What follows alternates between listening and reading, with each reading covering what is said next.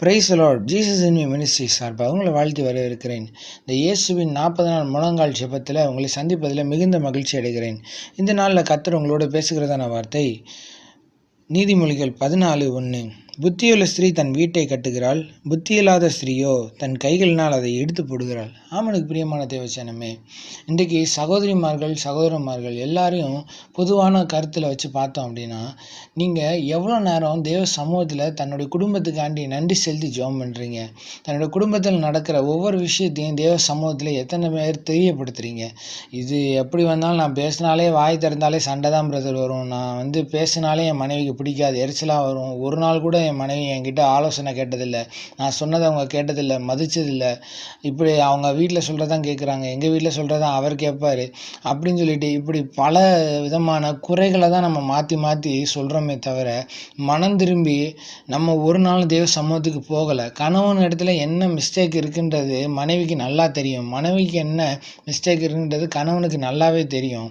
தேவ சமூகத்துக்கு போய் அதை சொல்லும் பொழுது கர்த்தர் அதை சரிப்படுத்த வல்லவராக இருக்கிறார். நீங்கள் சொல்லுகிற ஒவ்வொரு காரியத்தையும் தேவன் நோட் பண்ணி வச்சு அதை மாற்றுவார். ஒரு மனைவி கணவனுக்காண்டி ஜெபிக்கும் போது நிச்சயம் கர்த்தர் கணவனை மாற்றுவார். அதாவது கணவன் ஜெபம் பண்ணும்போது மனைவி கர்த்தர் நிச்சயம் மாற்றுவார். நீங்கள் இன்றைக்கு செய்கிற ஒவ்வொரு காரியங்களும் உங்களோட பிள்ளைகளுக்கு விதையாக போகிறது. நாளைக்கு உங்கள் பிள்ளைகளும் அதை தான் அவங்க செய்வாங்க. அவங்களுக்கு ஒரு பிரச்சனை, கணவன் மனைவிக்குள்ள பிரச்சனை, உடனே தேவ சமூகத்துக்கு போகணுன்ற ஒரு எண்ணம் எப்படி வரும்? எப்படி ஜெபிக்கணுன்ற எண்ணம் எப்படி வரும்னா, உங்களை பார்த்து தான் அவங்க கற்றுக்கிடுவாங்க. இன்றைக்கி நம்ம இயேசு கிறிஸ்துவை பார்த்து கற்றுக்குறோம்ல, பரிசுத்தவான்களை பார்த்து நம்ம கற்றுக்குறோம்ல, எப்படி இருக்கணும், என்ன பண்ணணும், எப்படி ஜெபிக்கணும், சூழ்நிலை எப்படி மேற்கொள்ளணும், எப்படி நம்ம ஜெபிக்கணும், எப்படி ஆவியில் அனலாக இருக்கணுன்றதை நம்ம அவங்கள பார்த்து கற்றுக்குறோம்ல. அந்தமாரி நம்மளுடைய பிள்ளைகளும் நம்மளை பார்த்து கற்றுக்கிறணும். அப்போ முன்மாதிரியான வாழ்க்கையை நம்ம வாழணும்.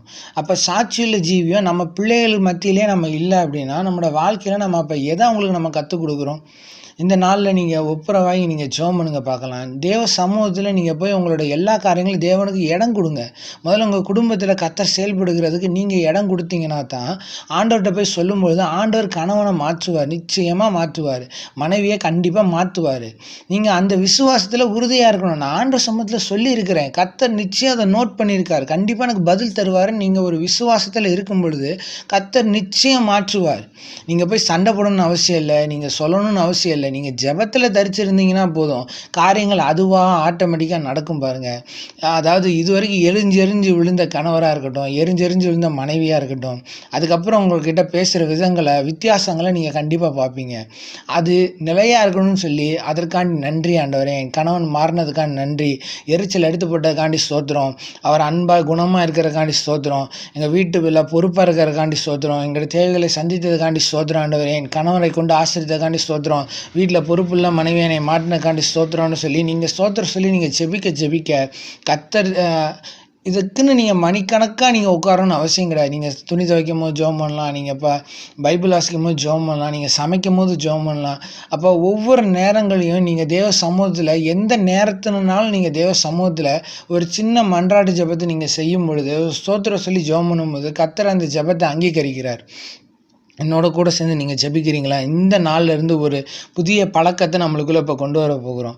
நம்ம இத்தனை நாள் அழுதுருக்கோம், புலம்பியிருக்கோம், இப்படி இருக்குப்பா மாற்றுங்கப்பான்னு இல்லை ஜெபம் பண்ணியிருப்போம்.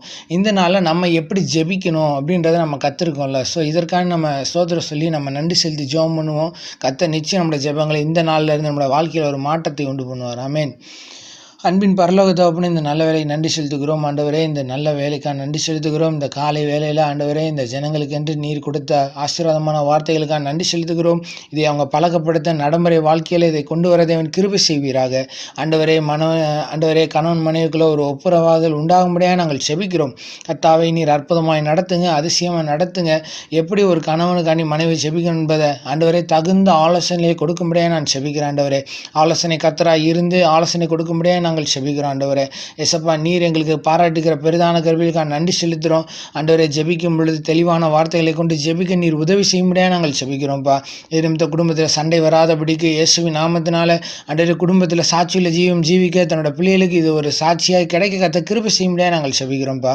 பெரிய காரியங்களை செய்யுங்க. இந்த நாளிலிருந்து இந்த புதிய பழக்கத்தை நடைமுறை கிறிஸ்தவ வாழ்க்கையில் கொண்டு வர தேவன் உதவி செய்யுங்கப்பா ஆண்டவரே. ஒவ்வொரு வீடும் குட்டி பரலோகத்தை போல இருக்க தேவன் கிருபை செய்யுங்க. நானும் என் வீட்டாருமா கர்த்தரையே சேவ் பண்ணுற வார்த்தை வார்த்தையின் பிரகாரம் இவனை கர்த்தர் ஆசீர்வதிக்கிறதுக்காக நன்றி செலுத்துகிறோம். பெரிய காரியங்களை செய்யுங்க. இயேசுவின் நாமத்தினால பிதாவே, ஆமென்.